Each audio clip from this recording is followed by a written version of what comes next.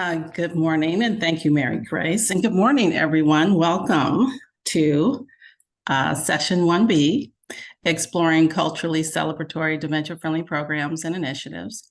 If that's the program you're looking for, then you're in the right place. I think it's going to be a wonderful session. I think you're really going to enjoy what our panelists have to share this morning. What if I'm in the And, wrong one? oh, okay. So that's why I make this announcement. I want to make sure everybody's where they intend to be. So I am Beverly Kimmons, as Mary Grace said, and I thank her for inviting me to share. Beverly, can I just ask you again, what did you say Sure. this one is about? This is session 1B. It's exploring culturally celebratory dementia-friendly programs and initiatives. Okay, thank you. Okay.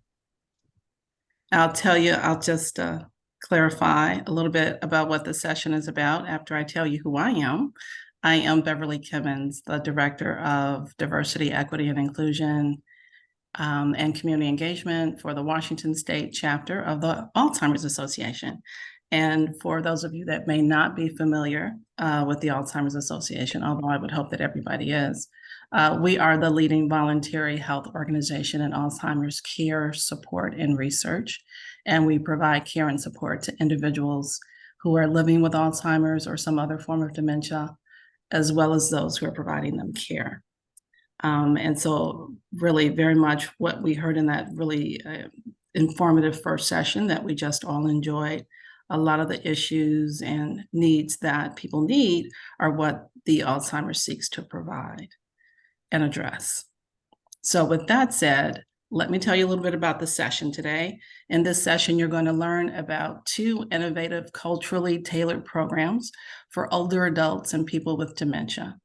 The SHARP Seattle Walking and Reminiscence Program for older Black adults, and the wide array of Asian American Pacific Islander-centered services that are offered by Kenon. And so I'm happy to welcome our first presenter, Karen Winston. But before I do that, I just want to let you know there will be Q&A at the end of the session. We'll probably have about 10 minutes or so towards the end, and we will entertain questions at that time. So for now, let me virtually welcome Karen Winston, MSW, who was the Planning and Development Specialist for Aging and Disability Services. Karen began her career in city government 34 years ago as a legislative assistant to the late Councilman Sam Smith. In 1992, she joined the Seattle Human Services Department, where she works as a planning and development specialist in the Aging and Disability Services Division. Karen was instrumental in creating the African American Elders Program, which is now sponsored by Catholic Community Services. And she also helped to create the Mayor's Council on African American Elders. Both entities focus on addressing the needs of frail, older African Americans in the Seattle-King County area. Some of her other projects include being the area plan coordinator for brain health, Memory Sunday, and kinship care. It's my pleasure to welcome Karen this morning to share about SHARP Seattle. Thank you for that nice introduction, Beverly.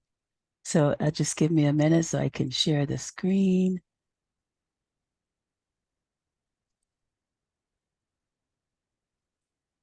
Okay, there we go.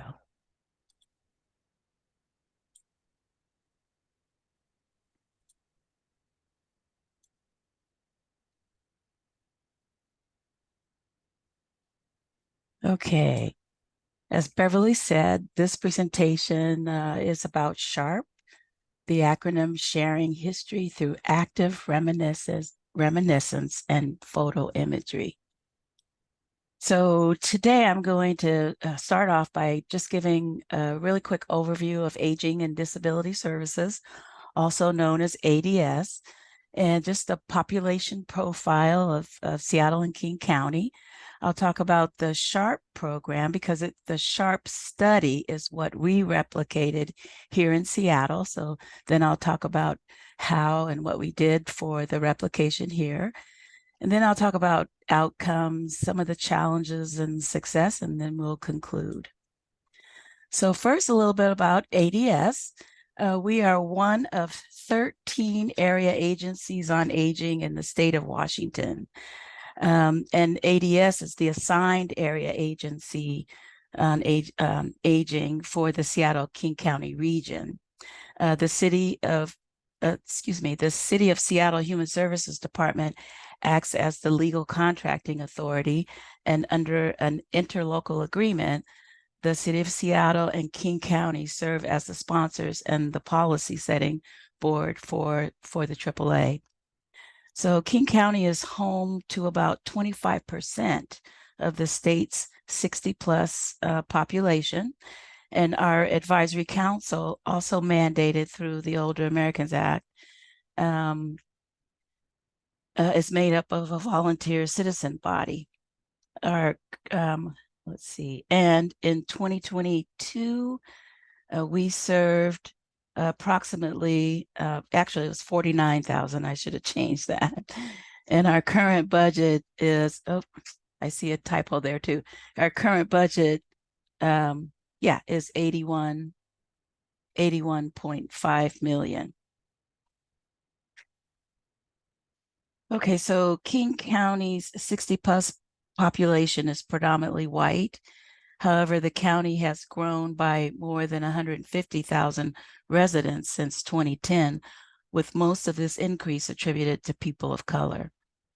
The most recent estimate from 2018 indicated that 40% of the population are people of color.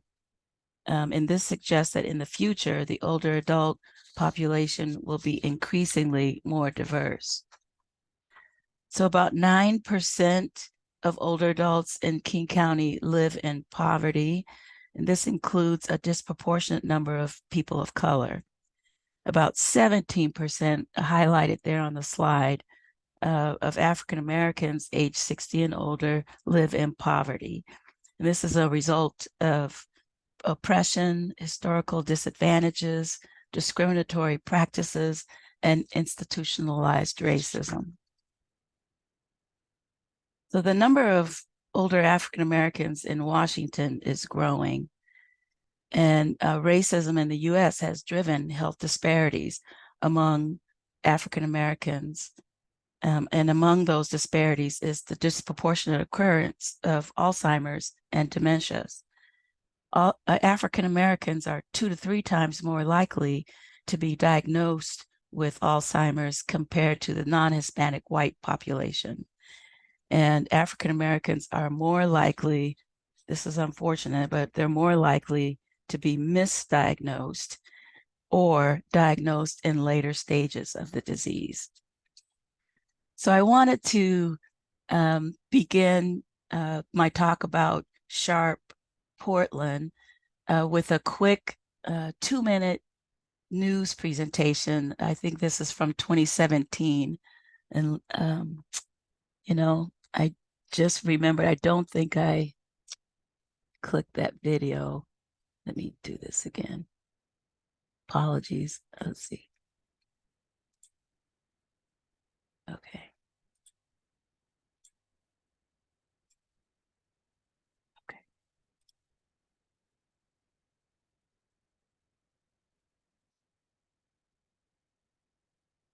Okay, here we go. Gathering spot now occupied by the Wonder Ballroom. The goal is to slow down memory loss that could It's more than just a stroll down memory lane. We could walk down this street. This group is walking to locations that remind them of Can their you hear youth, it? like a gathering spot now occupied by the Wonder Yes, Ballroom. Perfect. yes, Okay. we can. The goal is to Great. slow down memory loss that could lead to Alzheimer's. What we find when we walk, all of us, is that there are a lot of things that we haven't had to remember and that we can't remember, and then as we walk and talk, the memories pop up, and it's reassuring that they're still there, number one, and that we can access them. Sharon Steen is one of 21 people taking part in the SHARP study, which stands for Sharing History Through Active Reminiscence and Photo Imagery. In the study, some seniors experiencing some memory problems are paired with others who are cognitively healthy for their age. They use an iPad as a map and walk to different neighborhood sites. Oh my gosh! At each stop, the group looks at old pictures and shares memories. We know that walking is good for brain health. We know that being socially engaged is good for brain health. And there's also memory work involved in this because they're looking at historical photos of the neighborhood, and they're all culturally celebratory. Study participants are African American over the age of 55. Oregon Health and Science University researchers say it's an important group to focus on because African Americans are twice as likely to develop Alzheimer's or other types of dementia as older whites. New studies suggest that the stress of poverty may also raise the risk for Alzheimer's. Socioeconomic factors and early life experiences and even lifelong stress contribute to cognitive decline and risk of dementia. This happens more so in underrepresented populations like African Americans. The SHARP study will also look at why underrepresented communities don't tend to participate in clinical studies, something advocates say is needed. 95% of the population that participates in clinical trials is actually white Americans. And we need to change that because we need to understand actually what might be different in underrepresented populations that increase their risk. The study also encourages participants to stay active in the community. There is something very powerful about saying, you know, I'm still here, I'm still part of this community, and you're going to see me. Making new friends and new memories while remembering the past. Kathy Young, Associated Press. It's more than just a stroll down memory lane. Okay, I'm back. Can everybody hear me? Yes, we can. Great. All right. So SHARP was created by Dr. Raina Croft, who is an assistant professor of neurology at the Oregon Health and Science University. Dr. Croft's work focuses on how culture impacts health. Her research seeks to increase physical activity and social engagement among African Americans in ways that celebrate culture and history and community memory.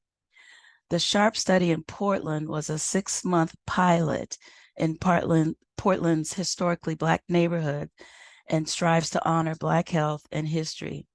And as I said earlier, cognitive decline among including Alzheimer's, disproportionately affects older African Americans. Well, so does gentrification. Now, I know this slide is a little bit busy, but I wanted to show the impact of gentrification both on Portland's and Seattle's Black communities. So first of Portland. Portland's Black population is was primarily in North and Northeast Portland, and it has declined by almost 14% over the past 10 years, while Seattle's Black population in the Central District was almost 75% in the 70s and is now about 15%. The impetus of SHARP came from listening to the community first. And Dr. Croft and her team, they conducted focus groups with about 41 Black older adults who were asked to identify what the barriers were to healthy aging in that neighborhood. And the driving central theme in all of those conversations was gentrification. Portland has a small Black population, as does Seattle, and is historically located in a central cluster of neighborhoods that was, rapidly being gentrified. And the barriers identified by the participants included, increased transportation barriers, increased isolation, both for those who remained in the gentrified areas as well as for those who relocated to different areas. They experienced a division of families. There's a scattering of social supports. It decreases walkability in the new outlining areas, mostly that were built around, highways and freeways compared to the inner city. And there was a decreased motivation to walk and socialize in the new neighborhoods, as well as the old neighborhoods, because the demographics had shifted. There was decreased in neighborhood dependence and trust, and all of these things are critical for healthy aging in place. While social engagement, walking, and reminiscence, we know are all very good for brain health. So gentrification-related displacement of families, neighborhoods, and familiar services erodes neighborhood interdependence, reduces opportunities for planned and impromptu social engagement, and impacts motivation to engage in neighborhood-based physical and social activities that is important, again, for cognitive health and successful aging in place. Dwindling social networks lead to stress and depression and anxiety related to more, rapid cognitive decline and increased risks for Alzheimer's disease. Depression and anxiety are linked to subjective memory change in older African Americans. And walking and social engagement, however, are linked to improved cognitive health and reduced dementia risk. And group walking, among other older adults, reduces psychological stress and improves social support. So what is SHARP? Again, the acronym is Sharing History Through Active Reminiscence and Photo Imagery. SHARP encourages older African Americans to increase physical and social activity in their neighborhoods and contributes to reducing risk factors for cognitive decline, including social isolation, depression, and anxiety. SHARP is a culturally celebratory approach that recalls and celebrates the vitality and history of Black community through meaningful social exchange while providing the benefit of physical activity. It allows Black older adults to be seen in neighborhoods where they have become less visible due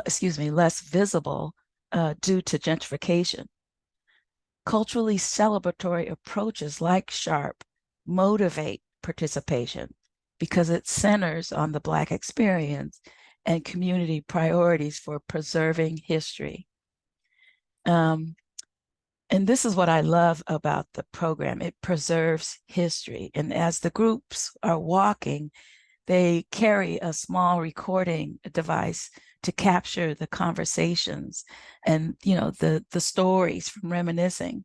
And this is how the project gives back to community, because these recordings will be archived on a website for future community access.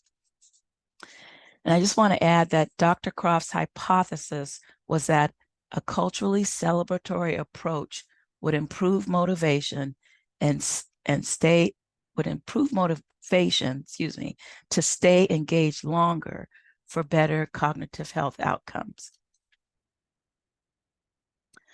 So SHARP consists of 3 modalities, as we mentioned earlier: social engagement, reminiscence, and walking, which are all very good for brain health. Dr. Croft's research included many scientific studies that have shown how these individual modalities can help improve cognitive function. For example, reminiscence therapy used with people living with dementia showed that it improves loneliness, anxiety, and depression. There's a better sense of life satisfaction and quality of life. Brain function and well-being improved, and cognitive function, especially depressive symptoms among those Alzheimer, those with memory loss, improved. And it also helped with coping and accommodation to changing circumstances.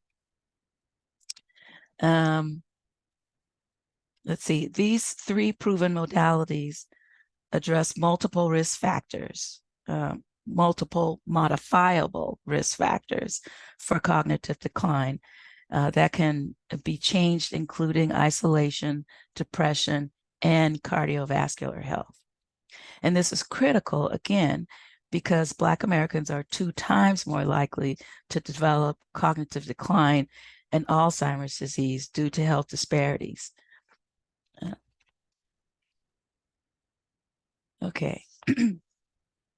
So the SHARP study engaged Black older adults age 55 and older in groups of 3, and 2 adults with normal cognition and 1 adult experiencing MCI, or mild cognitive impairment, and that was according to baseline assessment.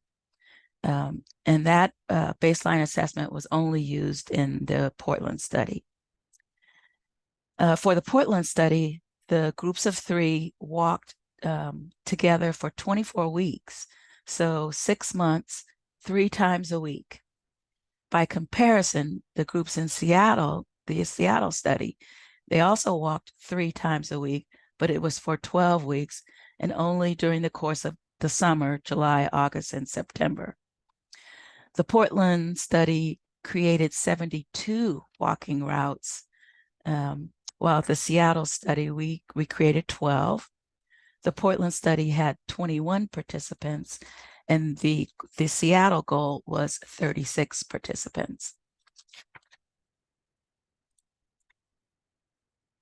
So various health measures were taken for the Portland study, including blood pressure, weight, and cognitive assessment. We did not do cognitive assessments for the Seattle pilot. And since the SHARP Seattle was only a 12-week pilot, we decided not to include weight as a measure. So you can see, you know, what our measures were.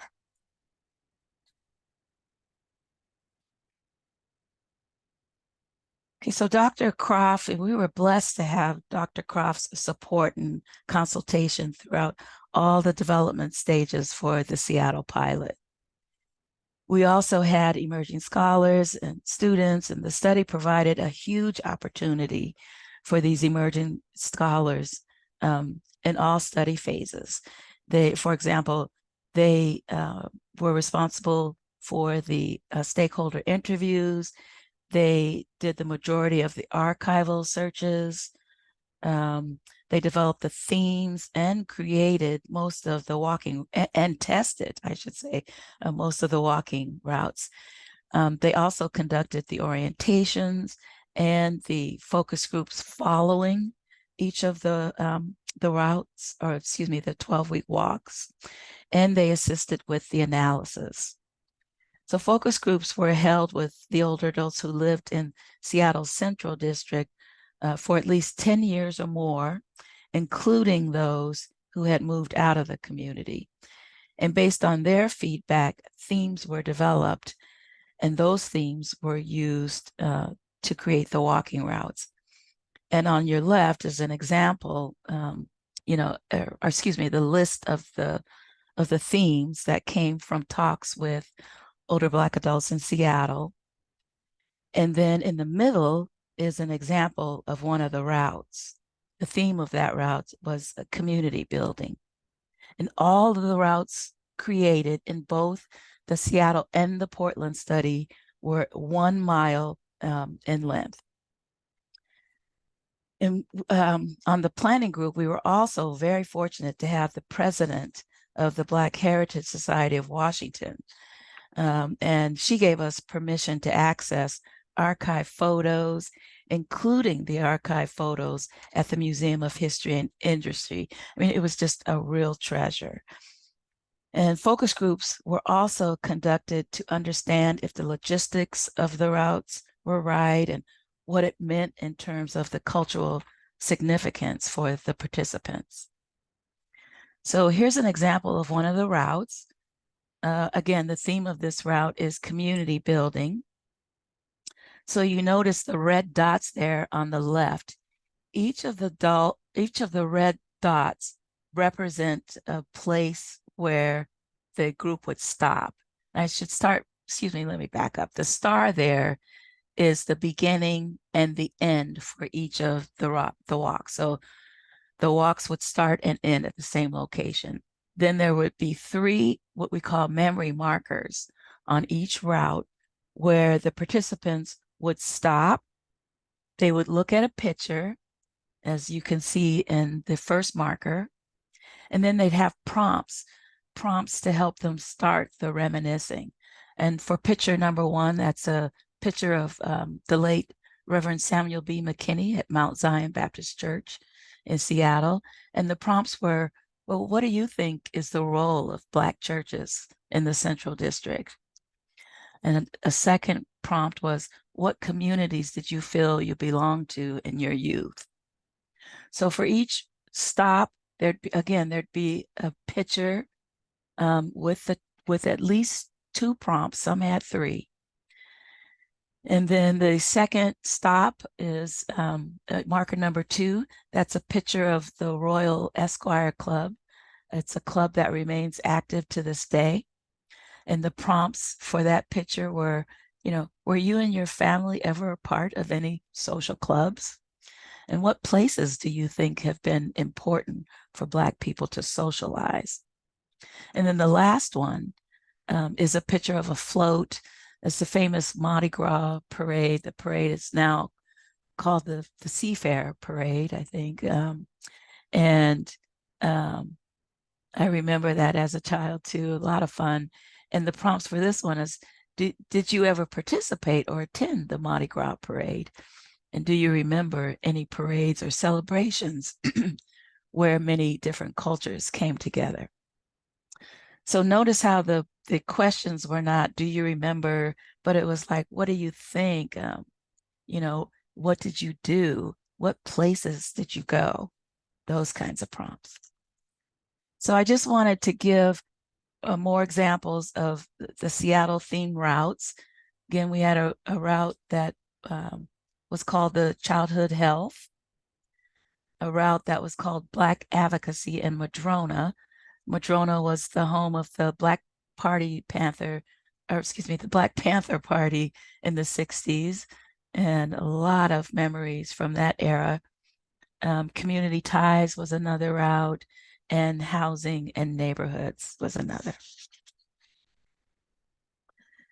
So to be eligible for SHARP, first you were asked to identify as African American, age 55 or older, be a current or former resident of at least 10 years in the Central District, physically able to walk independently for at least 1 mile or at least 30 to 45 minutes, either cognitively able to participate independently or have a friend or family member participate with them, able to read, speak, and understand English. And again, the goal for Seattle SHARP program was to recruit 36 older adults. So I want to start by saying I saw Raina provide a presentation on SHARP Portland, and she began by saying that I'm going to say the same thing, that there's no statistically significant changes in either pilot, but overall there were positive trends. So first for Portland, it engaged 21 Black older adults. Evaluations showed that 93% of Portland walkers reported improved mood. Blood pressure and weight decreased in the walkers. And remember, they were walking over a 6-month period. Also for Portland, cognitive assessment scores were maintained or improved for 66% of the overall participants and for 75% of the participants who were experiencing memory loss. So other reported benefits included expanded social networks, increased social engagement outside of the study, a heightened sense of community connectedness because of the group walking and the place-based group reminiscence, a greater sense of purpose, and having a healthy way to deal with the trauma of gentrification, and having a greater sense of place and reorientation amongst the changes of the neighborhoods, and great courage to address health issues. And 91%, almost 92% really, were extremely likely to recommend SHARP to friends or family. And the walking participants in Portland ranked the program aspects as extremely or very motivating 3.5 more times than those who said somewhat or not motivating. So overall, the highest scoring motivators were physical exercise, group conversation, group accountability, and community reminiscence. Now in Seattle, we successfully engaged more than our goal of 36 Black older adults. While some were not able to participate, we had 32 complete at least some of the walks, and 29 completed at least 8 of the 12 walks. You can see the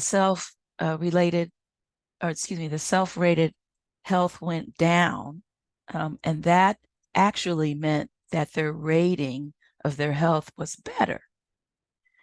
Depressive symptoms were also lower, which indicated fewer depressives, and a higher score indicated greater depressive symptoms.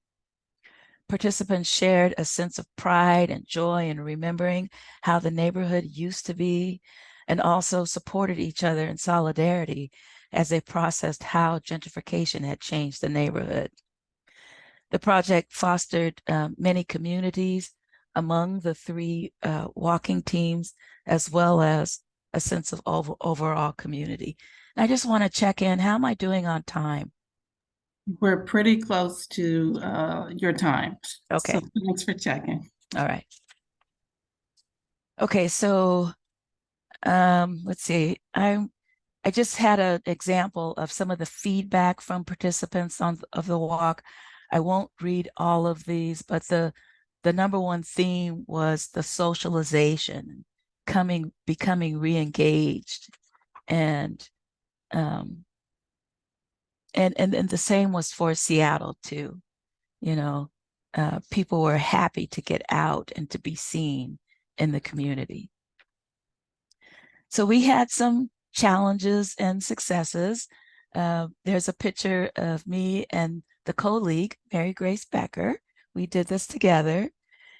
And, with every project, there are challenges. And, some of the challenges, we had a challenge finding older adults to participate, having moved out of the community, transportation, and COVID-19. And of course, that was a hot summer with the heat advisories and the smoke, and then, you saw in the film clip, they used the tablets to guide their walks. Well, we had difficulty getting the tablets to work here in Seattle, but we had a lot of successes. Number one being, we were fortunate to have Dr. Excuse me, I just blanked on her name.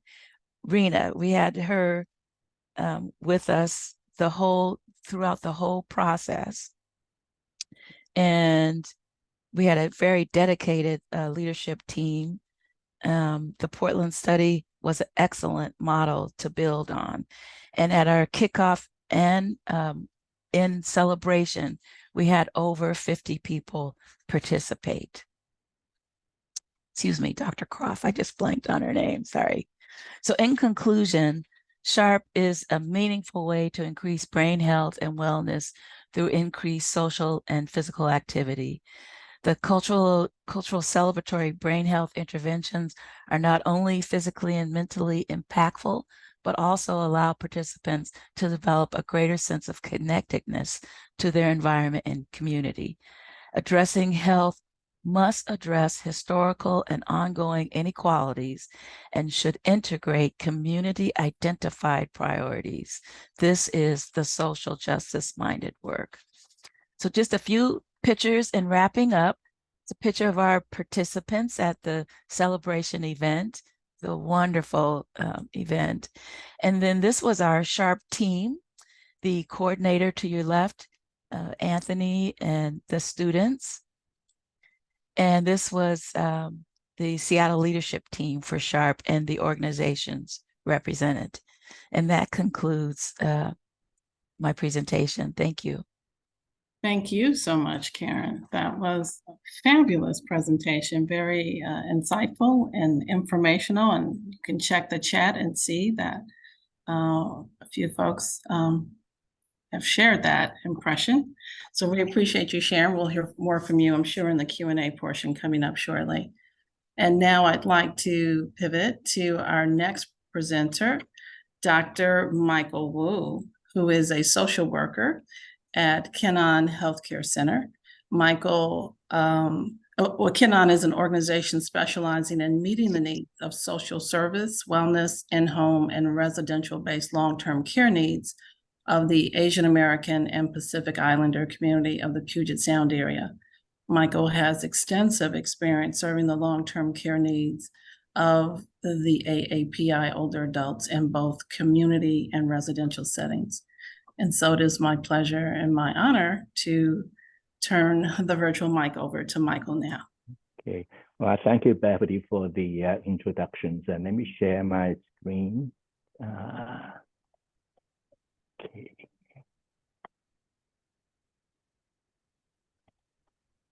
Good.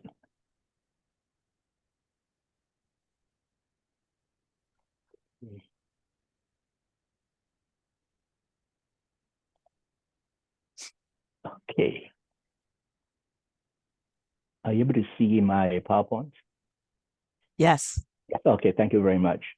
Thank you again for the introductions, and thank you for giving me the opportunity to share with the audience the work that Kenon is doing or providing in the community.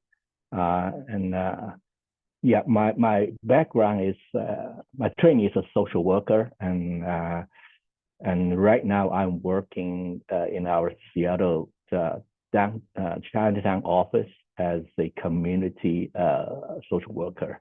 And prior to that, I did work at our healthcare center as a social worker and also as an administrator for a number of years. So my sharing is going to be kind of an integration, quite eclectic in the sense that oftentimes based on my experience at the time that I gained from serving our long-term care customers or clients in the residential long-term care setting.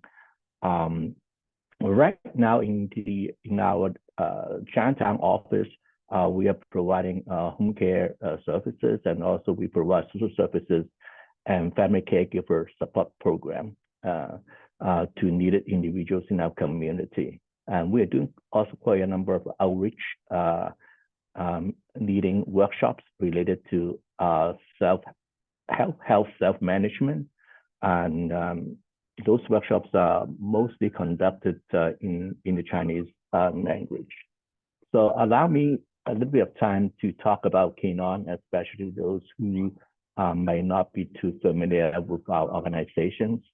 Now, Kenon actually is a two Chinese character, meaning health, and Kin means health, and On means the sense of peace and a sense of safety. So the two words are highly symbolic in nature. So assigning names I would say in Asian and the Chinese culture is a big deal. I think same as many other cultures too. Oftentimes we assign names to our children. Hopefully they will turn out the way that the names might imply.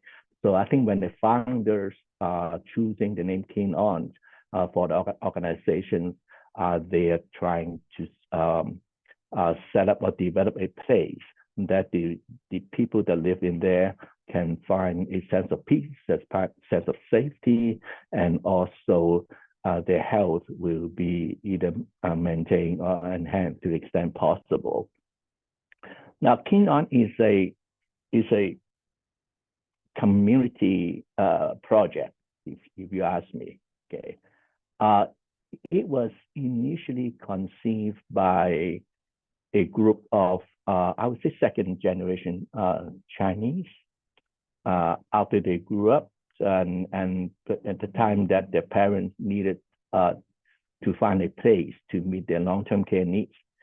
At that time, we were talking about over 30 years ago, and they have a hard time finding a place that is socially or culturally appropriate for their parents. I'm not suggesting that the mainstream nursing homes are not good, but they may not be culturally or socially appropriate, for the needs of their parents. So, so about 30 years ago, a small group together was formed, and they raised money, some seed money, and start building a nursing home to serve the Chinese elderly at that time. It was in the 1980s, and we were using the old nursing home owned by the Seattle Carroll, located at 24th Avenue South and South Massachusetts, meaning near the Rainey Avenue South and I-90 kind of exit around in that area. Okay, and so we started out as a nursing home, but right now we have branched out to provide a variety of services in the community, not limited to nursing home. We realized that in the 1990s, since the 1990s, we knew all along that most people, no one that I know of, look forward to the day that they go to a nursing home. Okay, there are the services that could be provided at home. So in the 1990s, we start establishing or developing other services such as our wellness program, our home care program, and other social services program that help people kind of to age in place so that they can continue the aging journey in a place that they call home. So this is one of the major missions of Kinon, and older adults has been our kind of what we call priority population that we serve. Since the individual we serve are more likely to have certain types of long-term care needs, and many of them also have signs of cognitive impairment. I was talking with some of my colleagues as recently as maybe an hour ago, talked with our home care director. She told me that, based on median estimates, okay, at least maybe around 50–60% of the clients that we serve are showing signs of dementia. I also talked to a social worker at our nursing home. On the nursing home side, the rate of residents who might have dementia could be as high as in the 80s, 80% or so. So many of our residents, people whom we serve, actually they have signs of dementia or cognitive impairment. And okay. When I was preparing for this presentation, I will not be talking about specific program. To me, it is but I'm going to share with you maybe some of my observations for my years of work at Kinon, serving people who have long-term care needs, and also serving people who have some cognitive issues. We all along, we are all trying to build a service, build a community that is inclusive to all, to the extent possible, including individuals who might have cognitive impairment. So I consider this as always as a work in progress. It's a journey, and so what I'm about to share are things that at least I consider to be at least important to my practice. And some of the thoughts that I'm going to share might not be unique only to the Asian and Chinese population. It might have implications regardless of what setting that the person might be in residential setting, or maybe still living at home. Okay, now these are the four major themes that I will kind of follow when it comes to sharing my thoughts, which I consider to be some of the crucial ingredients when it comes to building a community. Now, when we talk about building community, actually, depending on your definitions, different people may have different definitions when they try to define or look at a community. To me, community is One way to look at it is to interactions and build meaningful connections, and hopefully through those connections, able to help people to enhance their overall well-being. So those are the goals that we have always been trying to attain or working towards. So I'm going to talk about 4 major things. Now, there are other things that could be equally or if not more important, but these are the 4 major thoughts that come to my mind when serving our populations. One of which is, at least for myself, I have to learn that even though Kinon is known in the community to serve the Asian and the Chinese population, but I have to acknowledge that it sounds pretty homogeneous as a group. Actually, the Chinese population can be quite diverse. Okay, we may be talking about Chinese coming from mainland China, from Taiwan, from other Asian countries, and we're talking about Chinese may be born in this country. So they may have very difficult, very different life experience, historic experience, immigration experience, and so on and so forth. So in essence, not only that we have to trying to understand and to embrace the diversity, we're talking about trying to understand whom we serve.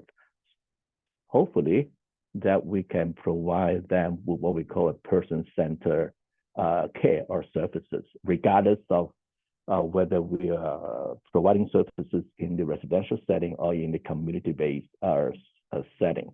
Okay. Now, one of the quote-unquote diversity is belonging to communication or language. Okay, there are many different languages or dialects being spoken in China, even though Mandarin is the official language. Okay, if we take into consideration that most of the people whom we serve have quite a very limited English capacity, so able to communicate with them in the language that they feel most comfortable with is very crucial. Now, for myself, I'm originally from Hong Kong, which is in the southern part of China. Cantonese is my mother tongue, but in recent years, I have not conducted a workshop in Cantonese. I forgot when that I had a chance to do it. So right now, if I do workshops in the community, I have to use Mandarin. Okay, the Mandarin is widely spoken by the Chinese population at least in the Seattle area. Even people who speak Cantonese, most of them able to understand Mandarin. But we also have people that speak Shanghainese or other dialects. So we would try to find this staff that match the language preference of the individual whom we serve. Language is always important. It is especially important for people who might have some cognitive issues. And so this is something that I myself have to be very mindful about. Okay, and now communication is more than just language. And when serving, I would say almost anyone, that the nonverbal part is very significant. Oftentimes, we communicate more through our nonverbal communication than through the verbal means.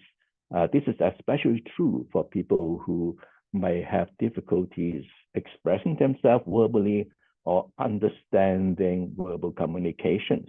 Okay, for the individuals who have cognitive impairment that at least we have served, I find out they are still very, I would say, sensitive.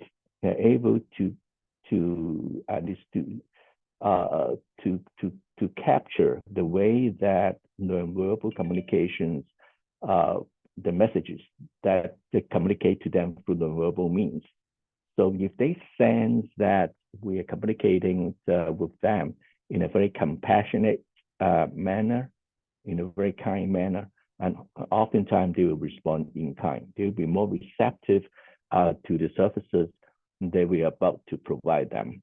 So these are the things that sounds common sense, but at least I have to continuously reminding myself when I have a chance to serve people who may have some cognitive issues.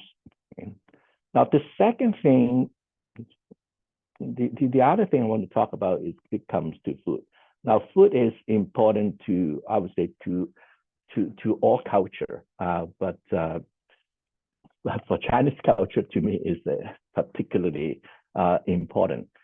When people ask about our services, especially in the residential side, besides asking, Michael, do you have staff that speak Chinese? The second most common question being asked is, what kind of food that you serve? Okay, so food is a very big thing. Okay, and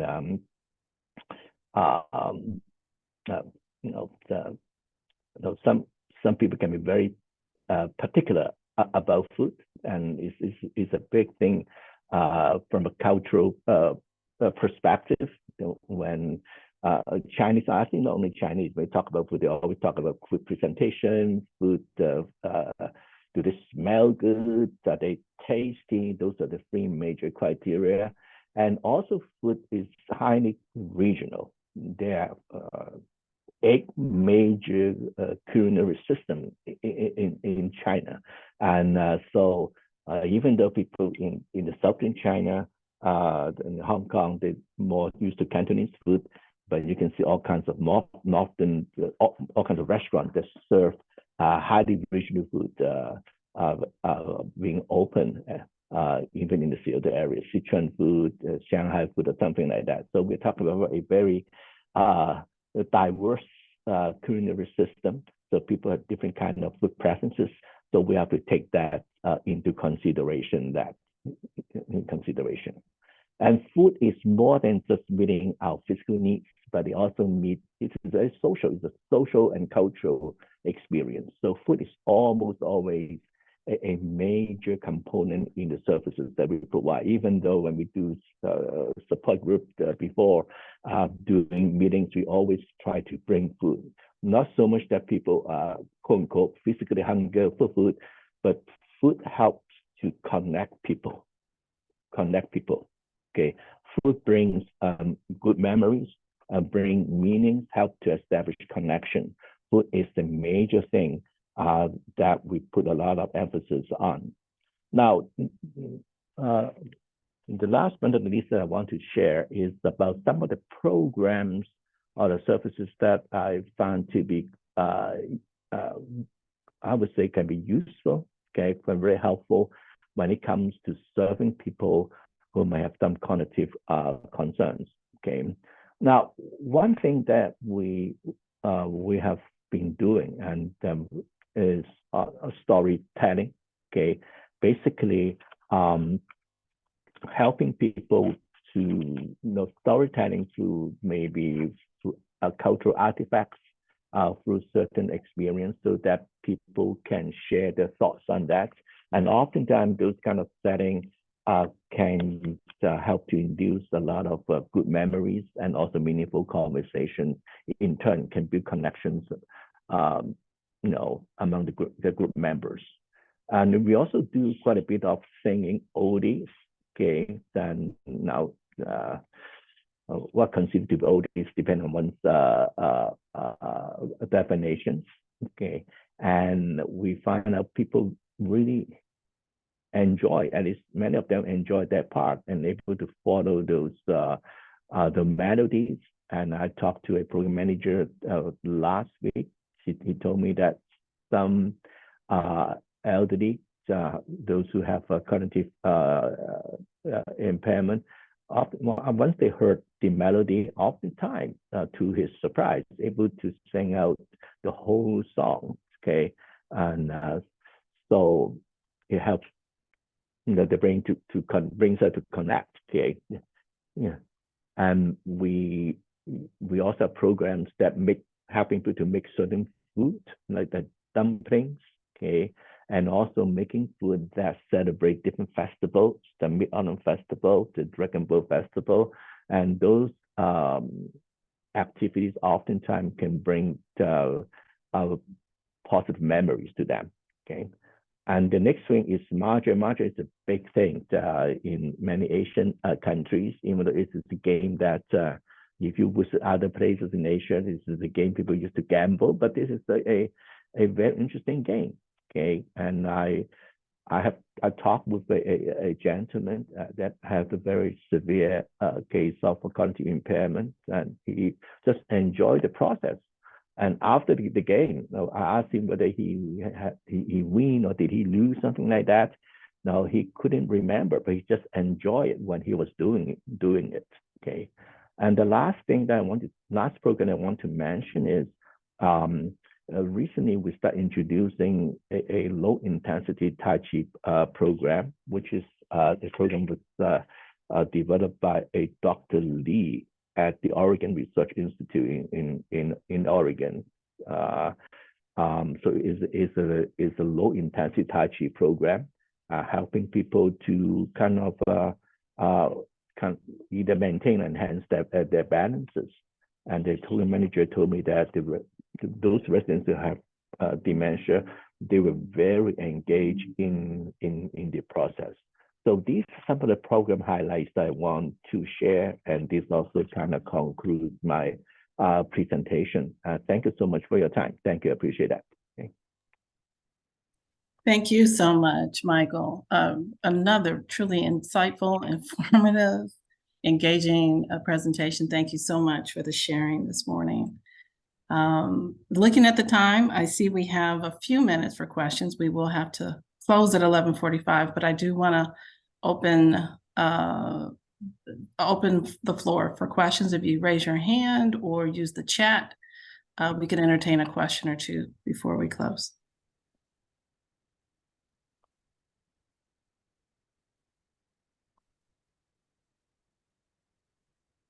I guess my name is Delia Clark. I'm from Crisis Connection. And my question was, and I work on the 211, I'm the manager for the call center for 211. And my question is, how do you know about these services? You know, been in Seattle for a long time. And if I've not been here today, these are some services I would not know about. And where is this information provided for someone to look for, you know, that need this help? I think that's a testimony to how important this conference is. So kudos to Mary Grace for offering this today. So you have the opportunity to learn about these wonderful programs. I think the Area Agency on Aging, and I'll let Karen jump in if she would. Typically, those are really excellent resources for people to contact about all types of programs and services. So Karen, I'll turn it to you. Okay, thank you, Beverly. So yeah, we use social media quite a bit. Okay. There are websites. I staff one of the City of Seattle commissions, the Mayor's Council on African American Elders. We have a Facebook page. ADS, Aging and Disability Services, has a Facebook page. It's called Aging King County. And there's just a number of Seattle departments that have Facebook pages, also on Instagram, and now X, which was formerly Twitter. There are also listservs. So it's an email list. If you put your email address in the chat, I'll be sure to copy that and add it to our major email. There are about, I'd say, gosh, over 4,000 people on the email list that we use. Wow. And so they go out and announce major events and activities. Let's see. And that's about it. I'll turn it to Michael. Thank you so much. That's very helpful. Mm-hmm. And Michael, I don't know if you have anything to add in the final seconds here. No, I haven't much. Yeah, thank you. Yeah. Okay. It looks like we are pretty much at time. I really do appreciate everyone joining us today. And again, thank you to Karen and to Michael for your wonderful, wonderful presentations. I hope everyone in attendance learned something today and walks away a little bit more knowledgeable.